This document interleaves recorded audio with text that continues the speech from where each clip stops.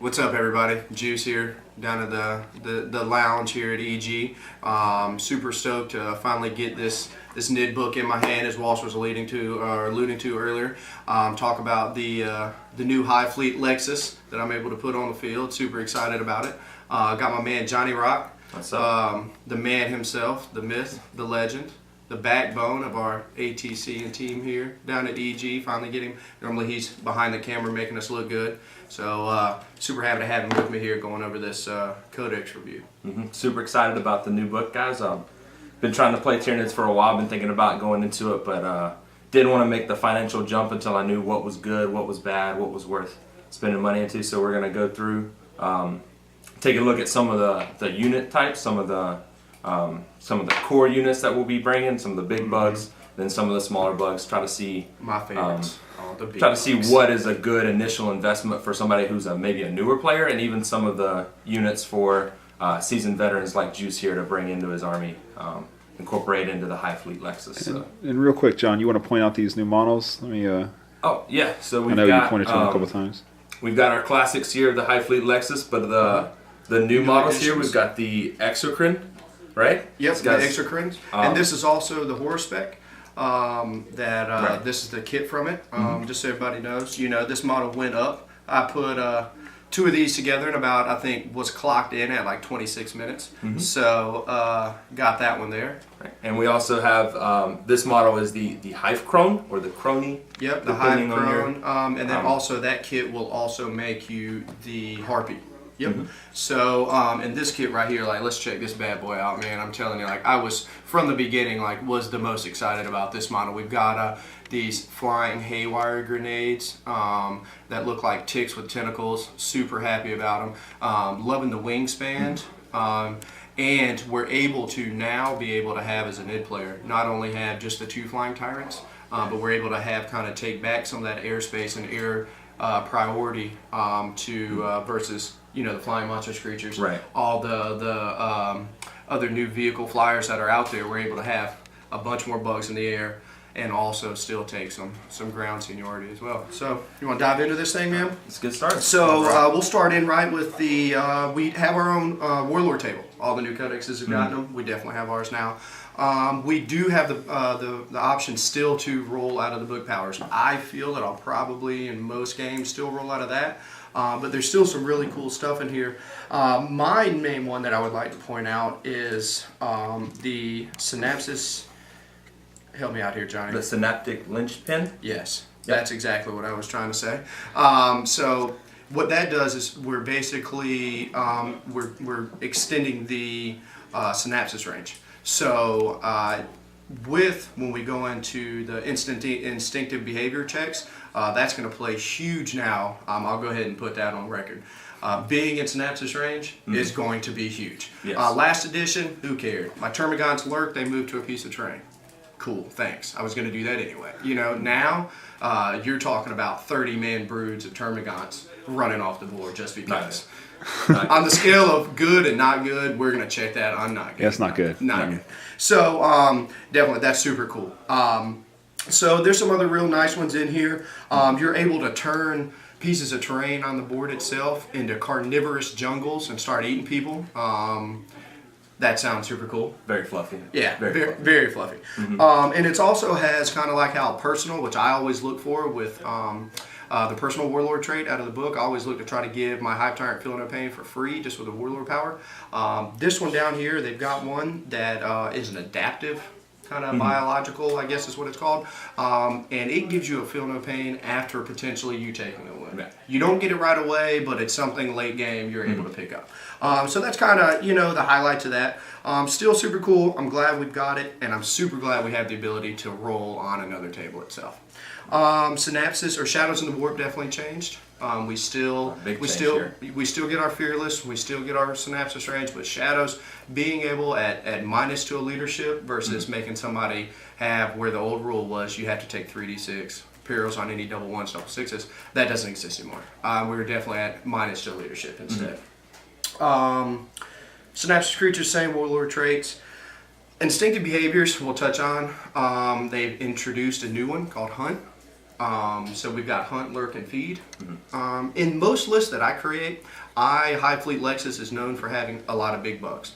It's my favorite. So in the dice roll of the 1 through 6 that you have to roll now, if you're outside of instinctive behavior, it really is, if you're an individual monstrous creature able to bypass the super negatives. Let me tell you what, like I alluded to earlier, if you're a Termagant brood or some smaller guy and you are not in your synapses bubble on basically a 1 through 3, you're done. You know, like Like for they free, you're like running run off. away, right? Yeah, it's you automatically fail a leadership check. Yeah. That's not good. So, but the cool thing is, what I love about the chart, you roll a d6 for each one, and depending on if you're lurk, feed, or hunt, you either take a negative.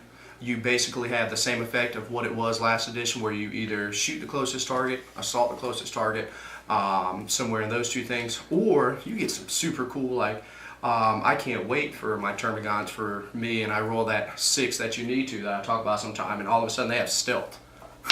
You know what I mean? Like, or my Carnifex is getting feed, and you get rage. You know, like some preferred enemy if you're hunting.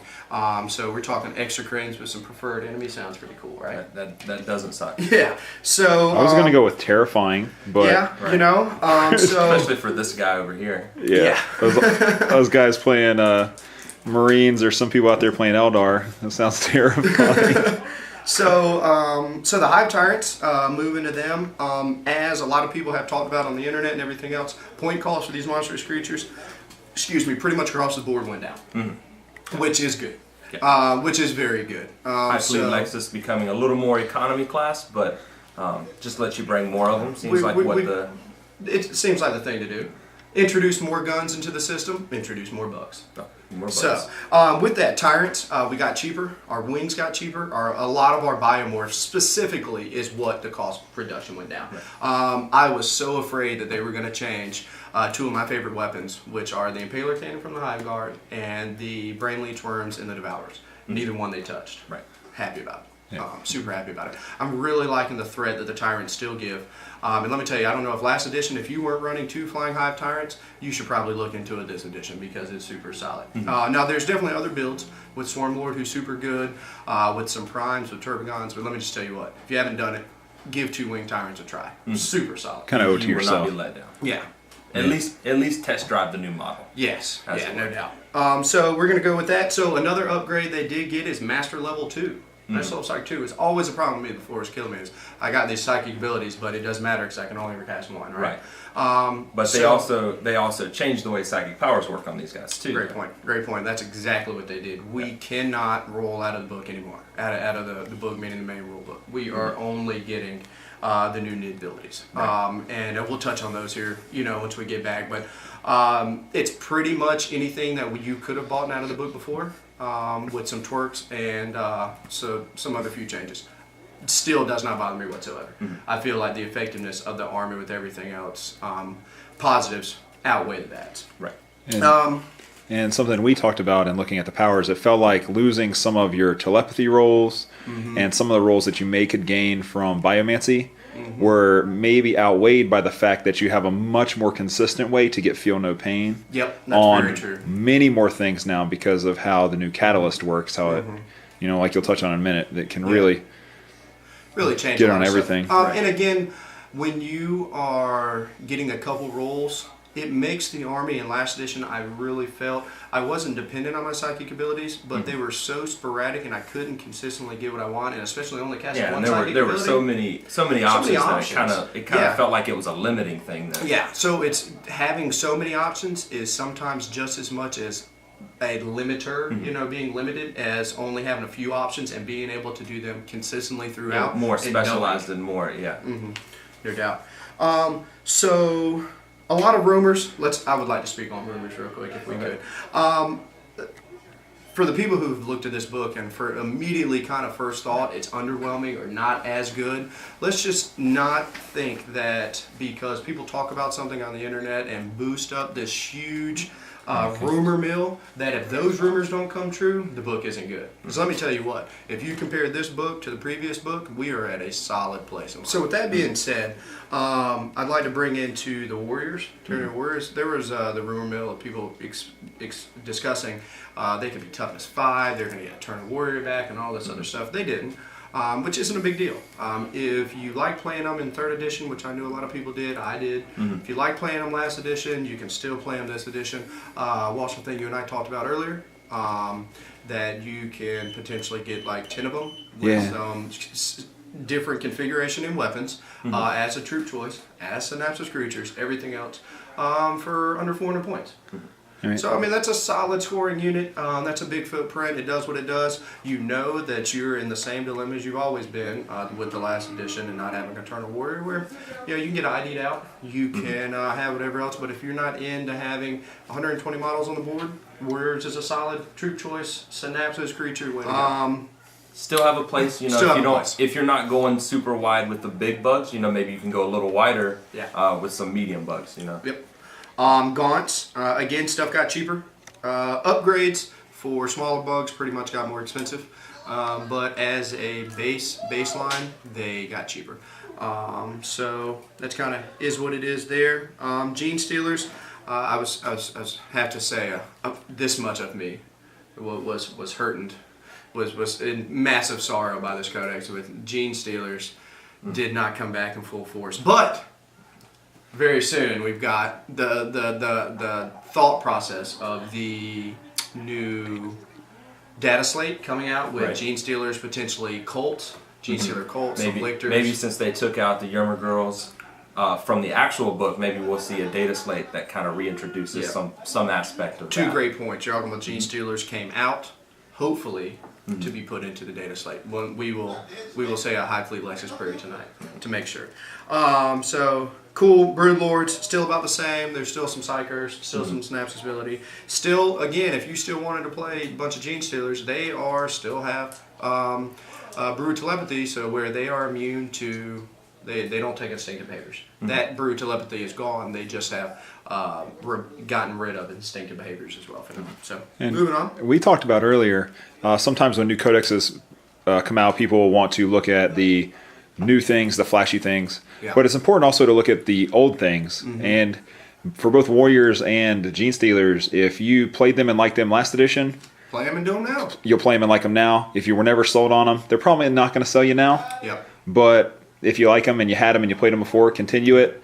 And like I said, if you don't, there's a lot of new ways to play the book. Yeah, that's a great point. If you sometimes it's better to be good at playing something that's mediocre than think that a really good unit is going to make you play better. Right. If you were really experienced and got really good at infiltrating and outflanking and shadowing and doing all this with 80 Gene Stealers, let me tell you what, you're going to do really still good with them now because all their same abilities are there. Right, and everything that you would surround your Gene Stealers with in the previous book, you can surround them with cheaper and better versions of now. So. Yeah, no doubt. So you didn't, we didn't get something cool that made us allow us to be beasts and run and assault and do backflips, you know. But you want to know what we did get? We didn't get worse, and the support for our Gene Stealers, potentially if you want to go that route, is better. Right. Lictors, we can pretty much say the exact same thing about Lictors.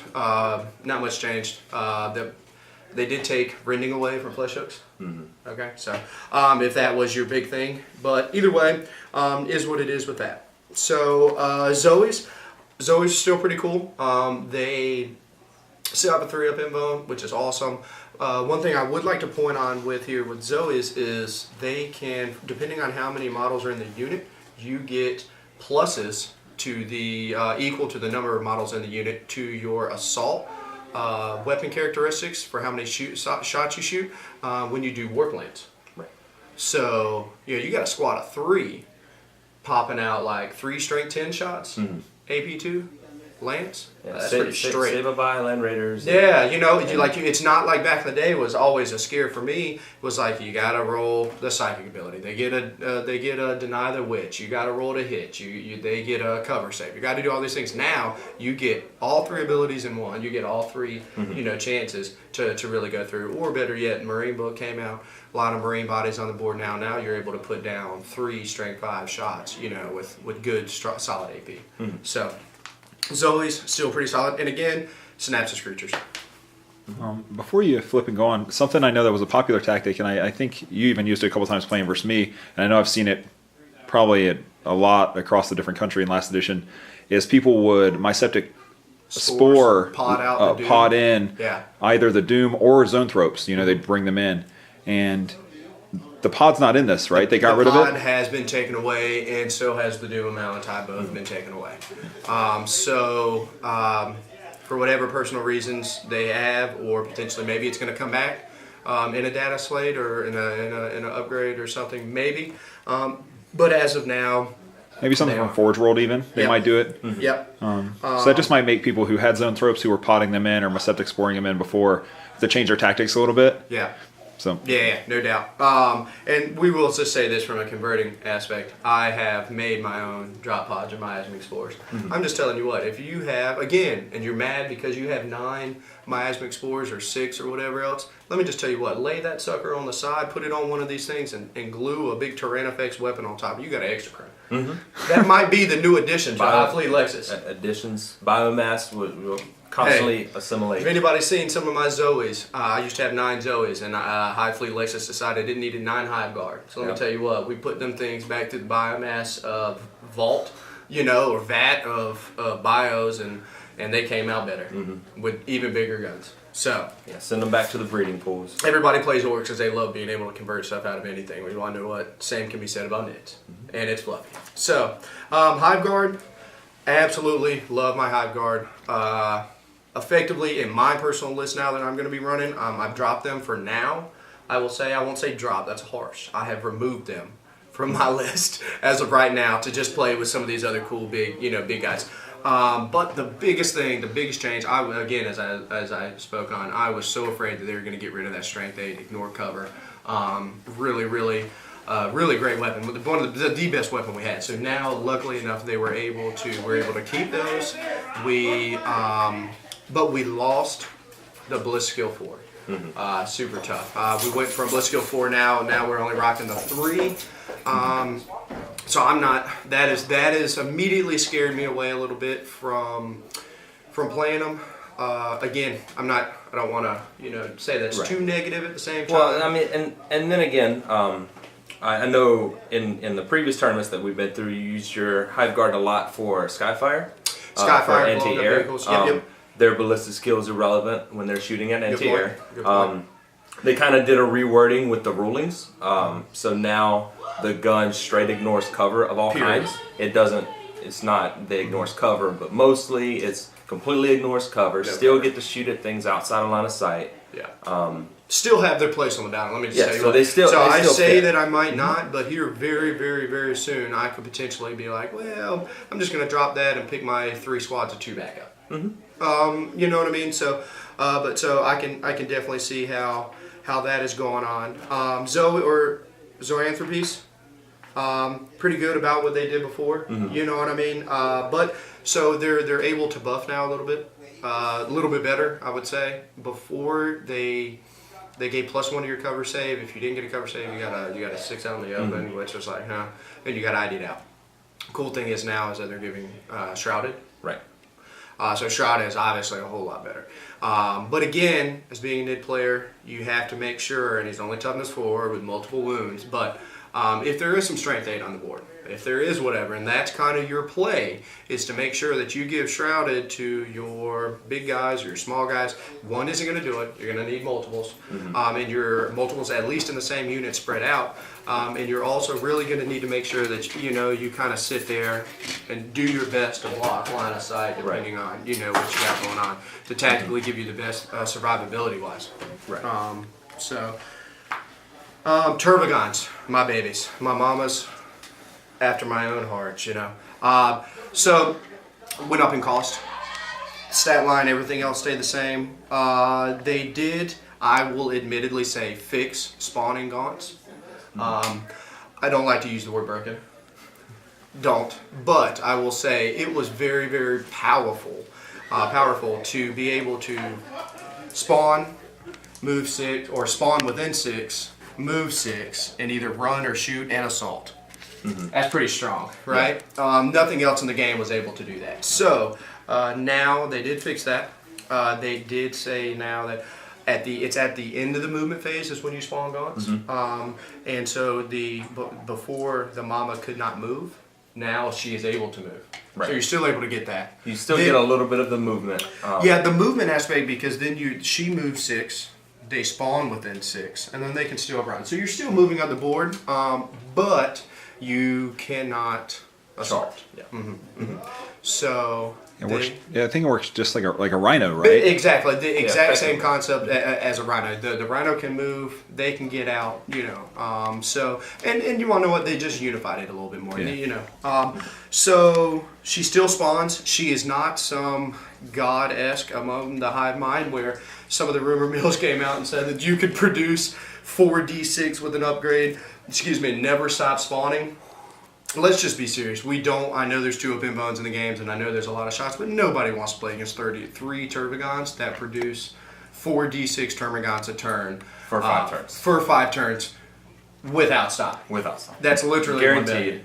5 turns. So nobody wants to buy that many. To put it in a video game term, I was about ready to uninstall. If that happened, dude, I was outie. Hashtag sign up for another game. I think if they would have done some craziness like that could have been potentially on the chopping block of this craziness of banning things, right? Like, let's not go down, like, you know. So, but we're talking about them. As everybody knows, they still can be troop choices, or what they were before, they still can be. The coolest thing about this, the arm twisting, I can't believe I have to, but I'm excited that I am. You have to run, instead of limping by, as I did for years, with just little 10-man squads of Termagants, whoever, you know. You have to bring 30 Termagants to have one as a scoring unit. Super solid, really, really good. I'm super excited about it. And they're cheaper, right? So that's solid as can be. Can't even speak on that enough. So now all of a sudden I have in my list where I'm having 2 of these with all my monstrosities of monstrous creatures. It's literally this many Termagants. A huge footprint. And then it's not even like little 20-man squads. Yeah. Literally 30. 30. That move, shoot bolt pistols, that are fearless. They do not, one thing I forgot about, they lost the ability, the Termagants did, to give their whatever biomorphs they have to the Termagants. Right. So you're not getting poisoned anymore unless you pay the points for it. Here's what it is. I'm rolling that idea in my mind. I've definitely made some Wraith Knights super sad with like 15, 20 Termagants. I hopefully in the future can still do that, but I'm just going to have to pay for it. It seems to be the name of the game so far with this codex is you're paying less points for upgrades, just taking more dudes. Doesn't matter if it's little dudes. Doesn't matter if it's big dudes. Less upgrades, more dudes, right? Yep, that's exactly. It's pretty much not looking like the upgrades are potentially worth the cost of how many more models or other units you can get in. Definitely feels like the design of this book, at least at first glance, has been going wider with the bugs, getting that high fleet invasion feeling, as opposed to the more specialized and elite style bugs. Yep. Ravengers, about the same. Again, it's what we said about Lictors and Gene Stealers. If you were used to having your squad of 6 deep striking in or coming up from the Trigon, his burrowed hole that he made, and you got really good with that tactic, stay with it because you can still do it. Everything else the same.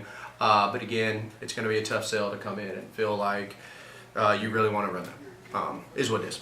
Red Terror. So they've actually went in and I like that they've done. We've got some more independent characters now.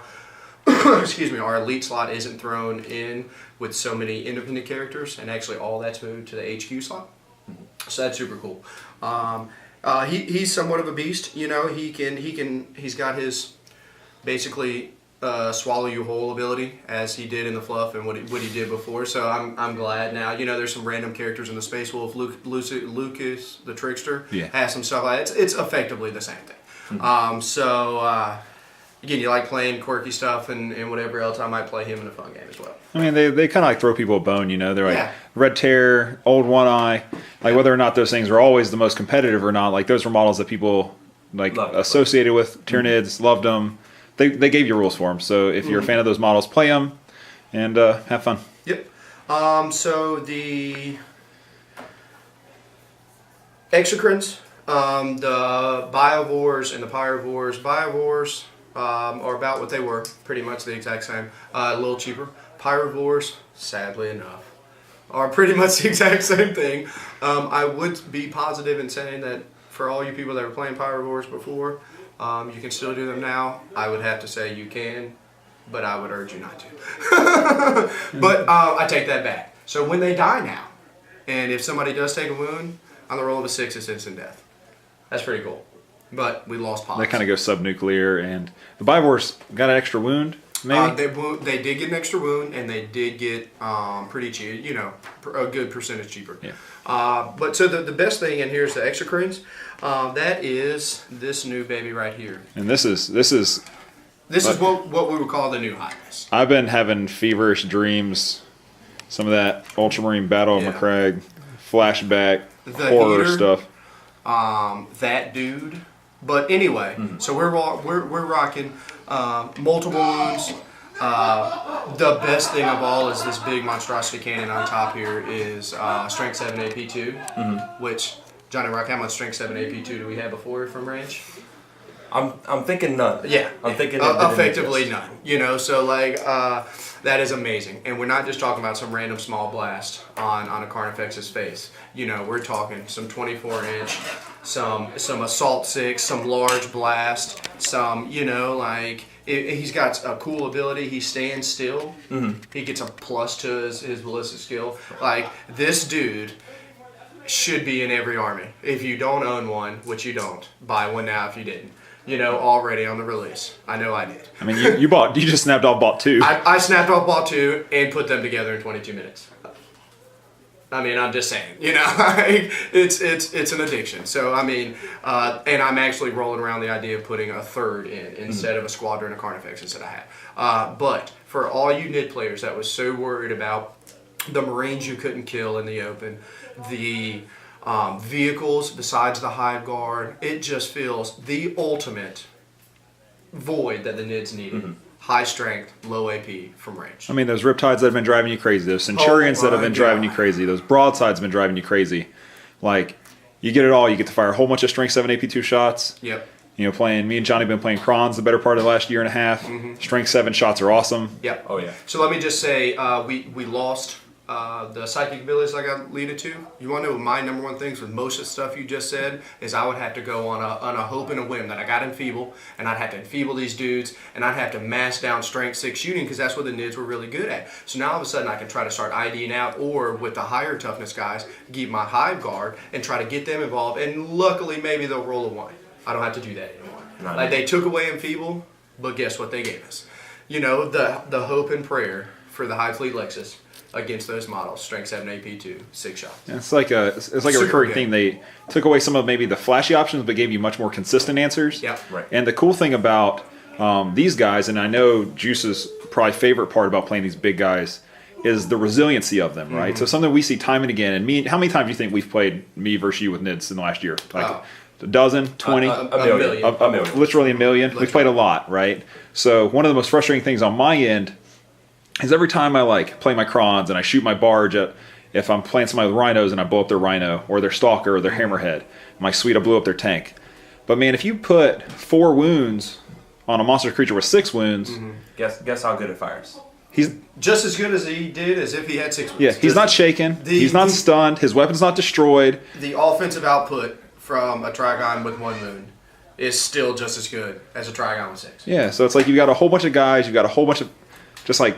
I mean, we think that monster creatures are better than tanks most of the time because you can't just one-shot him. Like, he's not going to get melted gunned and die in one shot. He's not going to get las cannoned in one shot and die. He's not going to get railgunned to die. You're not going to just give him. I mean, if you want to get him, he's got 5 or 6 wounds. He's got 3 up save. He's toughness 6. He's probably going to have a cover save. He's probably going to have feel no pain. And when you've got before in the old books you had 4 monstrous creatures, 5 monstrous creatures. Yeah, Now we've got like I was rocking 6 in my last list, and I thought I was doing something. I felt like that was really, really, really strong. Let me just tell you what. in 20 minutes we put together lists that had 8, Yeah. 10. You can and be I bumped super crazy and take 12. Yeah, I bumped it to my 2,000 point list that I'll go over here in a minute is 10. And with that being said, I still was able to rock out 60 termagants on the board. So it's not like one of those I had to sacrifice my small bugs to make sure that I had big ones. You started with more. Yeah, so more small bugs. I more think big they say bugs. it's kind of like having your cake and eat it too. I love cake. Cake, barbecue, and pie is basically what I was able to get with this book. And let me just tell you, that's how I feel about it. So if you're worried at home, who's only played a couple games of NIDS, just be optimistic and start like playing some of these units. They made kits for a reason. And the last thing we'll say about the Exocrine, because we've got a ton of other stuff to do, is when Centurions came out, there was a big void, there was a big problem. We felt like the Marines needed something. Yeah. Can't really deal with these broadsides and riptides. Yeah. Well, they gave us Centurions, and for people who were kind of like resisting that, it's kind of like they were doing it in spite of themselves, because it's like, hey, there's a problem, here's a tool to fix your problem. Yep. Kind of what you got with the Exocrine. Definitely is able to fix that Centurion. It's the single thing I'm most excited about in the new. Like I love them. I almost want to make a knit army just to have 3 of them. So. Yep. Agreed. So also with that kit is what we hit on before is the horror specs. Now I will not be running this guy on my list. Some fluff games maybe, but that doesn't mean that it's not good. He's just not my cup of tea. He is definitely a beast in close combat. His special abilities is he's able to regenerate wounds like it's going out of style. And he's able to, for every wound he inflicts, he gets more attacks. So when you're playing against another Termagant or another Nid player or something else, he's able to get 3 or 4 kills in. By turn 2 or 3, this guy's like slamming down like 7 to 10 attacks before charging. You know what I mean? Like strength 6, like that's super solid. Super solid. So he's pretty much, again, the same stat line. These new models, they're not rocking the 6 wounds that they were before. They're only rocking 5. But you're still, again, like, we're splitting hairs here, And they got cheaper. Like this Exocrine model, we've just had 5 minutes talking about this Exocrine. He's only 170 points, man. Yeah, 170 points. Like... That doesn't suck. I literally at a loss for words. 170 points. Take it. Take 2. Take 2. Take 2. Or 3. Or 3. So, Carnifexus. From someone who has played in the 3rd edition NIDS and loved them, and loved my 113 point DACA Fexes, and loved my Screaming Fexes and my Crushing Claws and everything else, and loved having 6 of them on the board. It is a good feeling to know that if I decide and want to run Carnifexus, I can do so by duplicates in numbers of 9 and not feel bad about the point cost. Last edition they did the squadrons, they did all this, but to get 6 DACA Carnifexes was 600 points. Or excuse me, to get 3 of them was 600 points. Let me tell you what was not really that good, spending 600 points on that. They had really good, don't get me wrong, but that's really, really expensive. Now, you can do that same squadron for about 450. So you can do that same squadron, pick it up from your last edition book, put it into this new army. New edition. And for free, just about, you get one of these. Actually for free, you get one of these. That is a correct statement. Yes. If you, again, were used to running a Brood of 3 deck of Fexes, still run them now, and for the same point cost, just buy one of these and put it on the board. For anybody else who has said that this book seems a little underwhelming, like, let's just look at it and say, that seems super, super good. I mean, last week you got one thing. This week you get that same thing plus an extra something thing. else that is super, super solid. So again, that's all that needs to be said. Carnifexus, they twerked Living Battery Ram before. You're getting +2 initiative, +2 attacks off the charge, stuff like that. Now it's additions to Hammer or Wrath attacks. Again, you weren't taking them for that ability before. You will not be taking them for now. Yeah, I mean, it is what it is. But you're able to put down mass monstrous creatures. Mawlocks, moving on, what they had is a last edition. You could come up. I definitely was towards the end of last tournament season running 2 or 3 of them on my list. I was able to try to, always in the back of my mind, if I'm playing that Ovessa Star, I'm playing something else, I'm able to potentially maybe catch somebody by, like, let's say this is some hive guard or some riptides or something. I can kind of like pop up, and all of a sudden, you know, that guy dies now. They definitely got rid of that. This does not push models, but what it does do now, and it did the strength 6 AP2 before, but what it does do now is when this guy comes up, he's able to put the template down, do its wounds, which ignore cover. Never understood that, right? Like, he comes up, like, how are you still getting cover from which he comes up in? But so they did give him the ignore cover special rule, and also he comes up, does his wounds. If where the model is going to be placed is within an inch of an enemy model, you do the whole thing again. Just do it all over again. Try to kill everybody in the way.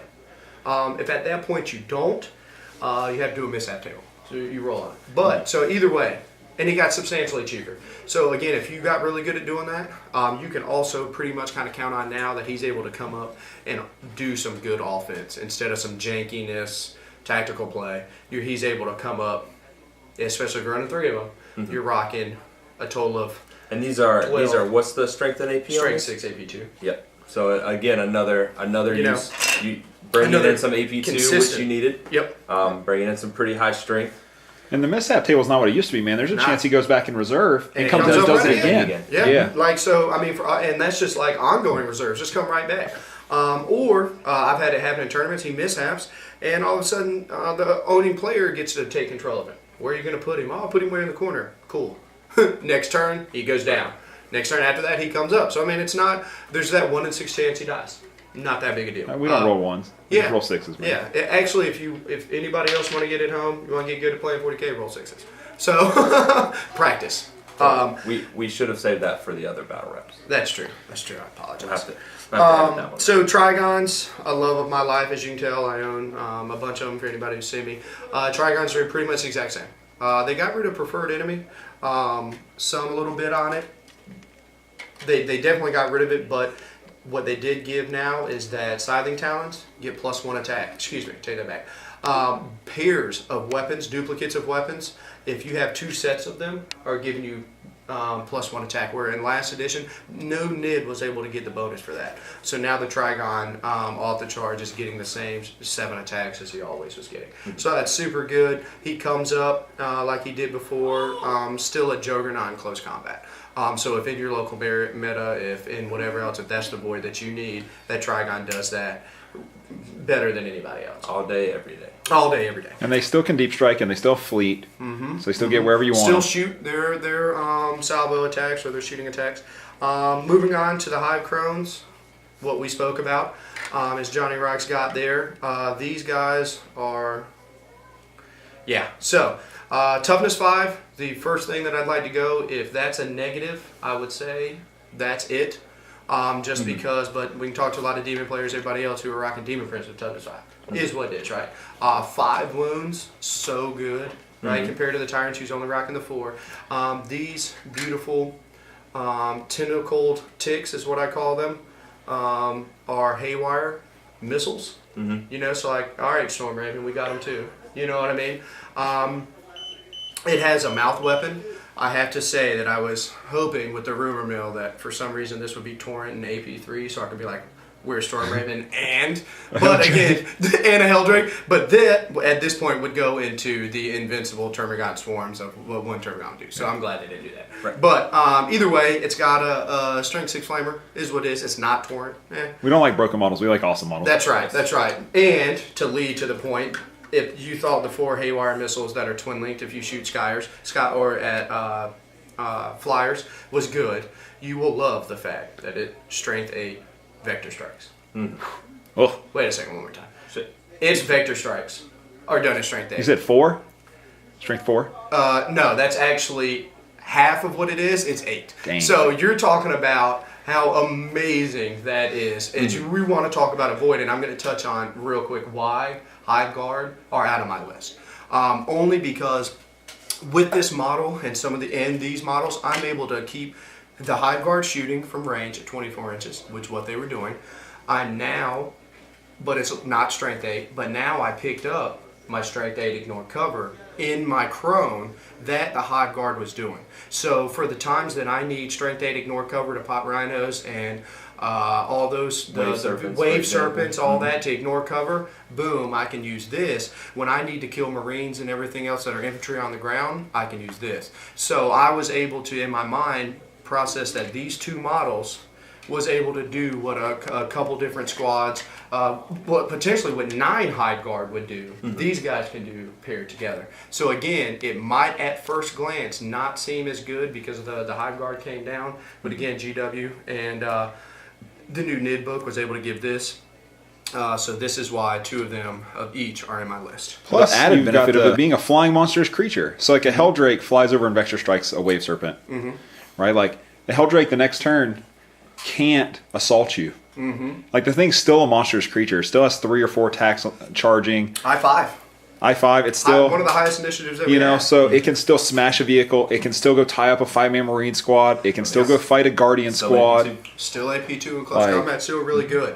I mean, that thing is those 2 things are probably the best buys in the book. Best buys in the book. It's like 100 and that I count. This guy's 155. This guy's under 170. Yeah, he's about under 160, under 180. Like, they're really good. Can't even say enough. And again, we're going to go into detail on my list before and after to wrap the article up, so I don't want to go too much more into it, but I love having this paired with Tyrants. Yeah. It's huge. You know what I mean? Harpies. A lot of flying MCs. Yeah, a lot of flying MCs. Harpies, that's also the kit that is made with that. They can have the weapons that it usually had, the twin-linked barbed strangler, the twin-linked heavy venom cannon. So they still kind of do what they do. If you liked them before, you'll like them now. And that's pretty much, you know, they do give a little quick they did before, but when you charge in a unit that they charge, so if you want to do like this cool combo setup, the unit that whenever the Harpy charges, it takes a -5 initiative to their stat line, so that's pretty cool.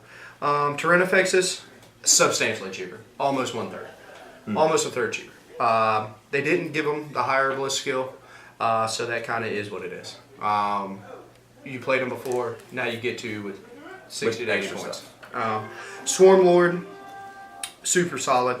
He pretty much did not change, except that when he does wounds to you, you don't have to reroll your inbones, which kind of sucks a little bit.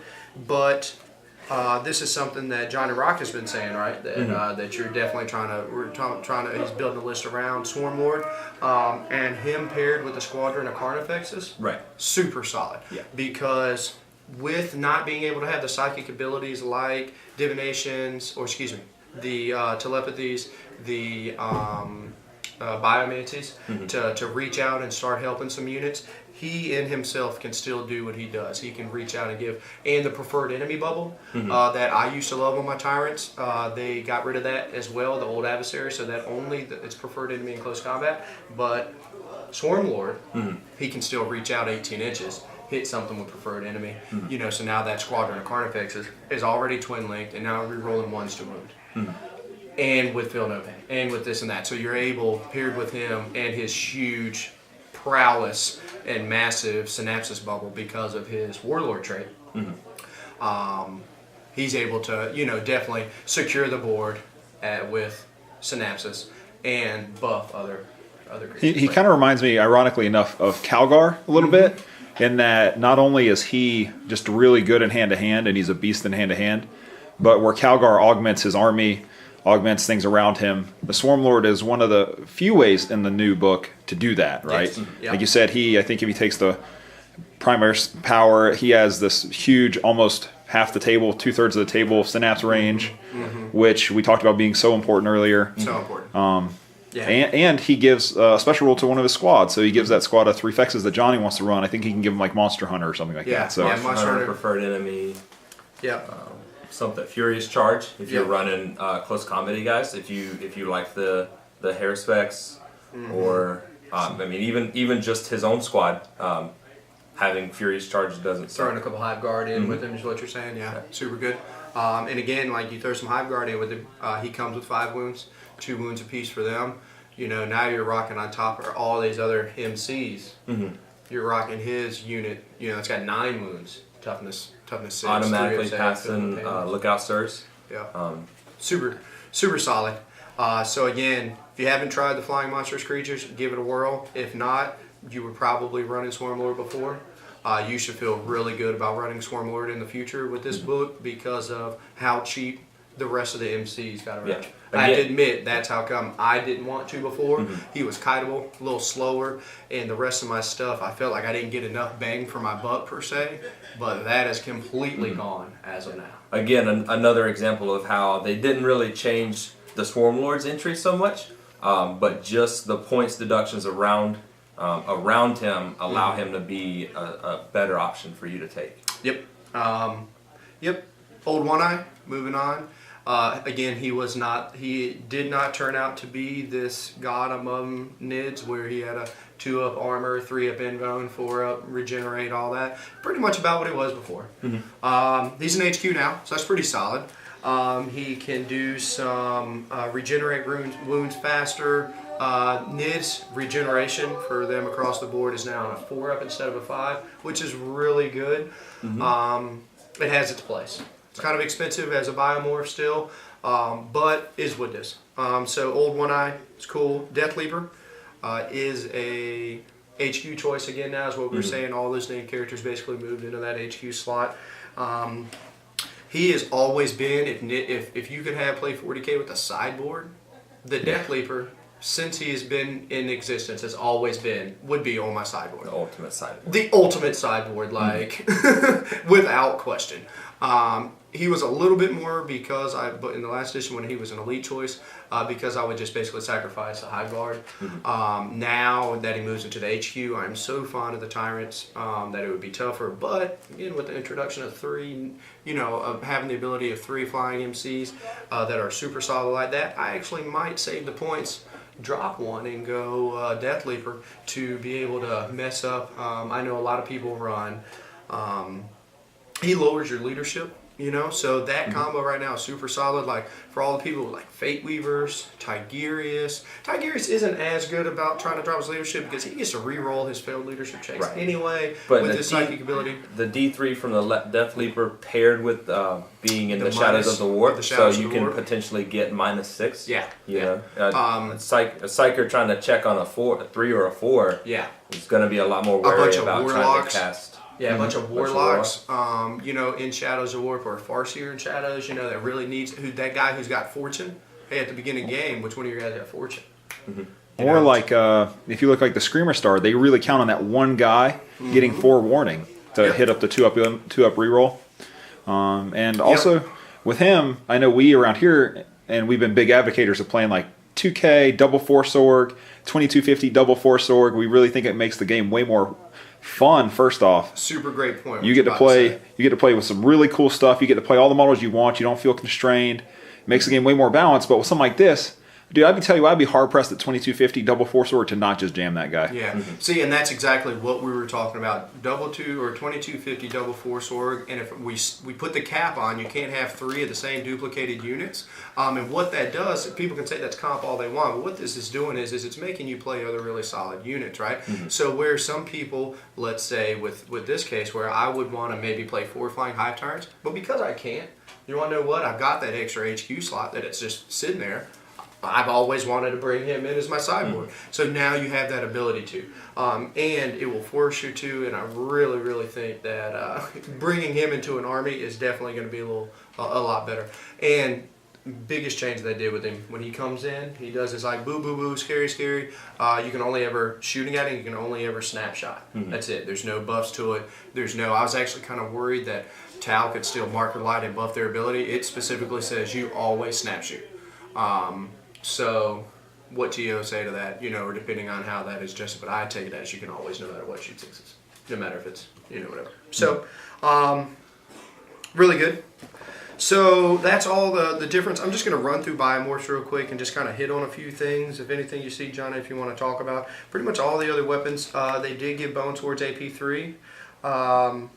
So that's good. Crushing Claws went to actually, instead of bonus attacks, it's actually just a weapon itself. So it's a +1 to your strength. And it gives you Armor Bane. And Armor Bane, correct. Yeah. Yep. So We've got Impaler Cannon, still the Rupture Cannon. The Shot Cannon, the Hive Guard, got a new weapon. So that's the new weapon that you see in the kit. It's Strength 5, AP 5, that has Haywire. I'm not really sold on it yet. I don't see I can't envision too much right now the really usefulness of it on the game, on the table itself, whenever all these other things. But again, I'm not in a lot of local metas where, man, some people keep running IG with 15 tanks. Yeah, you want as much haywire as you can. I mean, you can take the Hive Crones now that have the Haywire that weapons. have haywire. So. Yep. So the cool thing is there's a lot of thorax weapons now, where before there was some shooting and stuff, and you kind of never hit with them, and Ravengers and everything. Now all thorax weapons are flame templates or template weapons, with different from rendings to Fleshbane, haywire, fleshbane, shredded. So that's cool. Stinger salvos. Same thing as was before. Biomorphs. Everything basically, again, is what it is. Adrenaline glands gives fleet now. That's which pretty was sweet. Different. Super sweet. Now, re-rolling those 4-inch charges on a Turbigon, would be amazing for 10 points, My Tyrants, So they did give us a sweet, if you want to get on that, I like how they're doing with all the stuff. We've got some artifacts now, So artifacts are super cool. We'll just run through a little bit. So they got rid of Yawgmoth Gene Stealers, but they brought in the Yawgmoth Factor. So what that is a model that has that. You either get at the beginning of the phase and only lasts for that phase, plus your strength, strength, attack, or armor save now, which is different than. It pretty much turns anything into what your Yawgmoth Gene Stealers used to be. Yeah. And you can put it on like a Trigon Prime, so you get this big gnarly Trigon Prime with a 2-up save, or 8 or 9 attacks, or strength 8. Yeah, no doubt. There's also this new. Most of these are weapon based. So going into that, they've got the Reaper of Oblatrex. I've just been calling it the Reaper, man. I can't. The Reaper. The Reaper. Gotcha. I can't say that word. So we're going to. So it's plus your strength. It's on the rolls. It's got instant death on the roll of 6 to hit, and it ups your initiative. Pretty solid. So again, like Walsh was saying, if you pair those two together on, and it gives you shred too, right? And it gives you shred. Yeah. So if you're able to put those together, that's super solid on a model that you want to make sure gets there. That's scary. That on a prime is. Whew. Yeah. That's one of the few places we talked about. If we're gonna spend some points on upgrades, it might be to have Optimus Prime. Yeah. It transform. Yeah. So we've also got some of them are. One that I really enjoy, and I think is a lot of people kind of can look at first. You get 6 inches to your synapses range.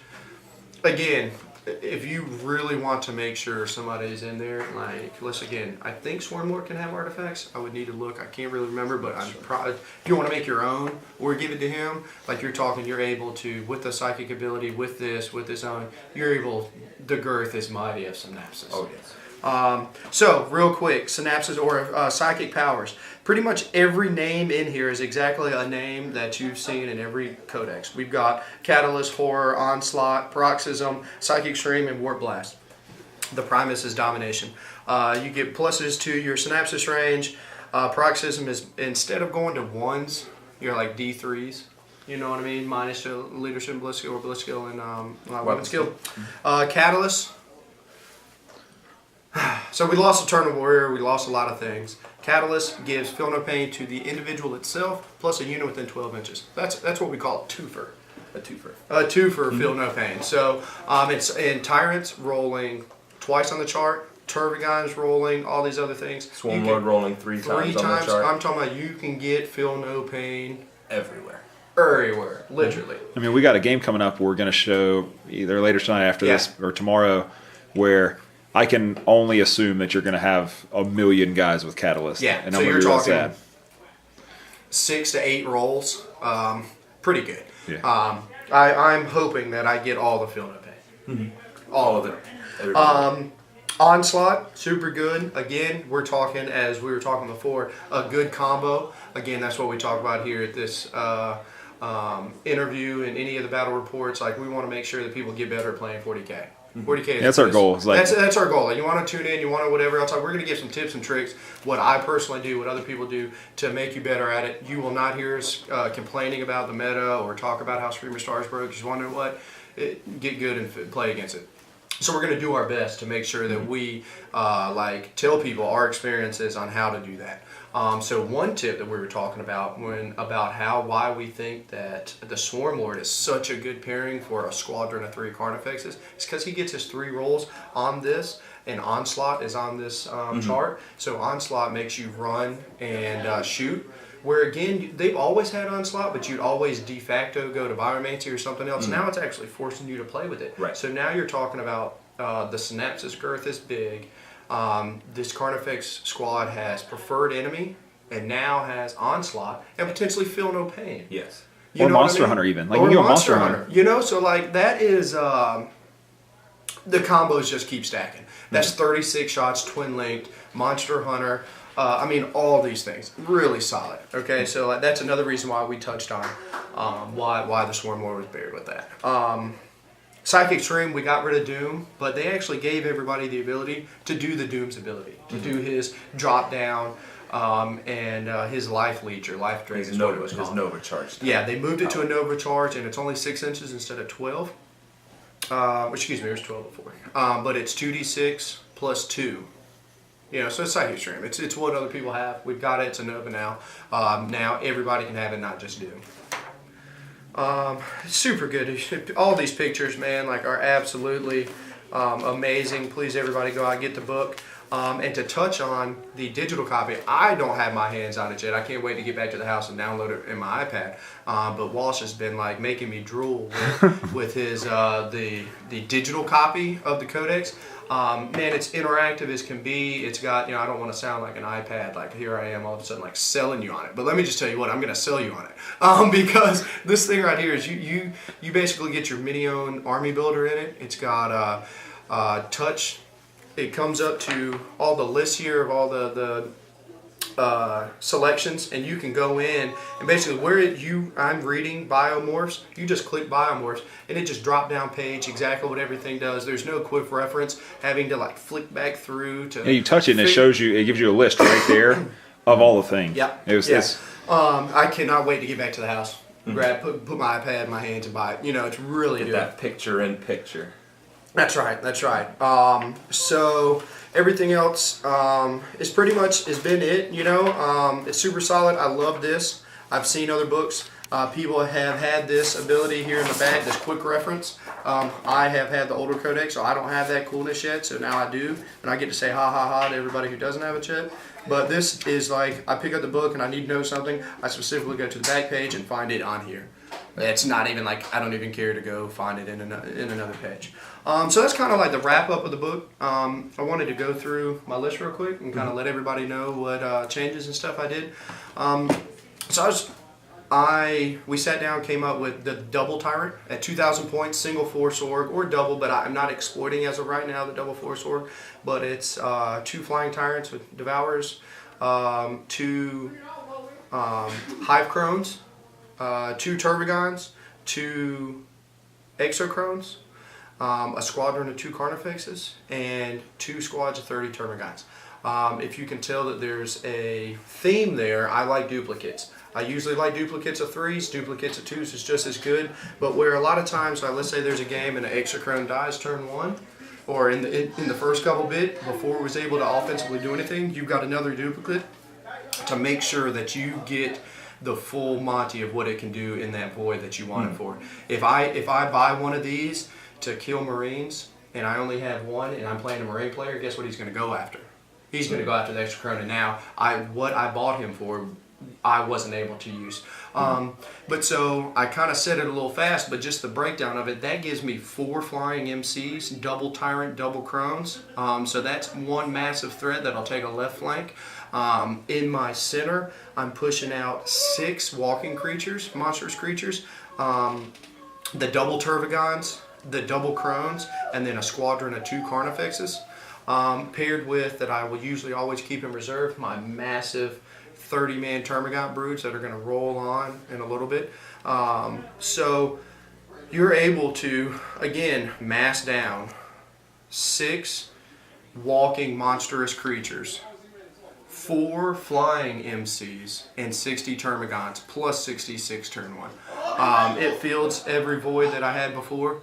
I am so excited to get games in that I can't wait. There's some thought process of like changing a few things here, maybe taking a third crone. So excited about like what we were talking about running fexes. So I definitely want to throw them in, give them a chance. But my first take, picking up the book, talking with some people, like that's what we thought the best list was. That's what we're gonna go with. Certainly a good starting point. As good of a starting point as there is, no doubt. So, you know, some people say you got to play for fluff, you got to play whatever. No doubt, do whatever makes everybody else happy. But that list, my old list, did pretty solid in tournaments. Again, Walsh touched on resiliency is key with the NIDS. Some victories look sloppier than others or look tighter than others, but I've won more games with knowing that my monsters will not die. It takes prolonged effect to make sure that you get their wounds down, termagants, everything else. So don't give up on games. You might lose. Matter of fact, I'll touch on a game that we played with his Krons. Turn 1, we talked about some bad luck. I think that game you were able, within the first 2 turns with your Necrons, you were able to drop like 5 of my 6 monstrous creatures. Yeah, almost killed all of them, but it didn't matter. Which did not happen to me very often, if any. And normally, if that does, in my mind, I'm thinking, that's GG, that's game, like, you know. But I was like, let's keep going. The 2 monsters that you didn't kill were the Termagants. And they were like, how many Termagants do you need to win this game or make it close? I said 1 million. So they produced 1 million. You know what I mean? And they spawned almost 100. Yeah. And so, you know, and that's one of the things that we have here is like, you got them, play with them. Like, that's super solid. So now I'm able to do that with 30 squads of 30 termagants. So now all of a sudden you're not just killing 3 and they have to take a leadership check. You're not just like, you know, whatever. I can really let's talk about the meta real quick. Jetseer, Megatron is their big unit, and all of a sudden at the very end it scatters out like this and contests all the objectives because of all the individual stuff like that. It is physically impossible for them to contest an objective when it's in the center with 30 termagants around. So the footprint of an inch wide model 30 times with a 2-inch gap is 1 million inches. So you can snake, you can do anything else, and right there you can say to yourself, this objective is mine. This will not, you know, go away. There's no dropping, popping warriors out of a night side. There's none of that. There's none of that. You can't jump on it. Yeah, so that's another tactic that we can think of, and they've made us do because, and I would maybe have wanted to do that before, but I wasn't willing to invest those points. Now that I have to, I'm so happy because I know I've got a safety net of 30 termagants that I can sit on this objective and 30 termagants that I can sit on another objective, and you physically have to do the wounds. Just like you were saying with the monstrous creatures, you physically have to just go, you just got to chew through them. All the zombies out there and all the whatever. So I, as a NID player for years, I am so happy that you know, this book came out and it's as is what it is, and it fills the voids that it has. Hive Fleet Lexus is as strong as it's ever been. So if you didn't play NIDS before, you didn't like NIDS before, and you're looking for something that's just going to be automatically super broken and carry you, yeah. This may not be the book, but guess what? I don't think GW's making books like that anymore. I think they're trying to not make units like that anymore. Yeah. As far as I'm concerned, it's awesome. Everything that I thought was good about the NIDS, they made better. You get more big dudes, you get more little dudes, you get more tactical flexibility with all these flyers and better guns. So I don't know what more you would want. That sounds sweet to me. I'm looking forward to play it. I think we're going to do a game here soon, Ultras versus NIDS. So hopefully that'll be a fun fight. Love it. Can't wait for it. Johnnyrock, what you think? I'm sold, man. Looks good. Looks fun. Looks fun to play with. Looks fun to play against, you know. Super excited that, like Mike said, you know, GW's they're not getting in the habit of making these super broken things. They're in the habit of making things that are really good that answer something that's in the meta. For example, like Mike said, you know, they came out with, you know, they constantly come out with units that are really good, and people look at them and say, well, how can I deal with this unit? and then boom, the next book drops. Now you have an answer to that unit. Yeah. The Tyranid book did the same thing. They brought back some of the fun things to play, and then they made some of the things that they didn't really change still viable. Still viable. Still viable. Yep. You still surround them with what you want. Trimmed a lot of the fat out. So Yeah, exactly.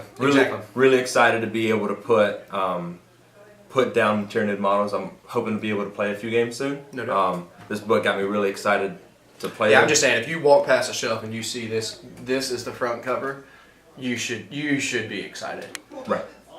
Or terrified. Or terrified. Or terrified. Great point.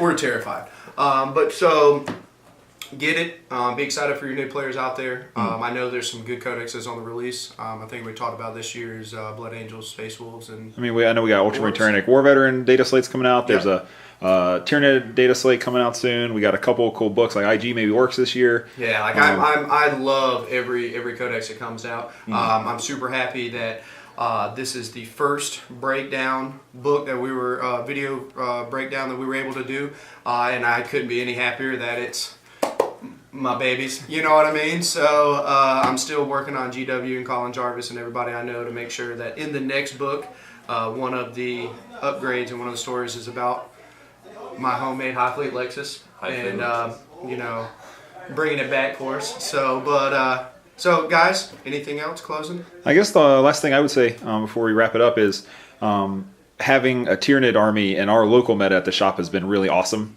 for some people around the country who don't necessarily have one. They're a really good counter to the meta, because they are like this new list that I think we put together that you're going to play has 8 to 10 big bugs and a lot of dudes. Like, you have shadows, so you're good versus some of the kind of Voltron-y combos like Seer Star, Screamer Star, even some of the more crazy stuff like Tigurius. And then you got a whole bunch of flying MCs and a whole bunch of other MCs, so you're probably pretty good versus Wave Serpents. So if you got Eldar running amok, you got Screamer Star running amok, some Tau running amok, you know, once you give NIDS a try, because they've done really good here for us. It's made our community a lot more healthy now that you started coming around and playing them here, you know, regularly. So that'd be my last point to add, is having a guy play near a Tyranids near you is very good. And 40K, I think, is a much more healthy game, much more fun game. 41st Millennia is much scarier when the Tyranids are awesome, you know. Yep, no doubt. I think that's a great point. And especially I'm glad that Tau came out, so Helldrakes didn't just make me sad face. So thank you, Tau. But all right, well, that's it for me, Johnny Rock. You want to send us off, Johnny Rock? All right, guys, we'll catch you on the other side. Take it easy. Peace.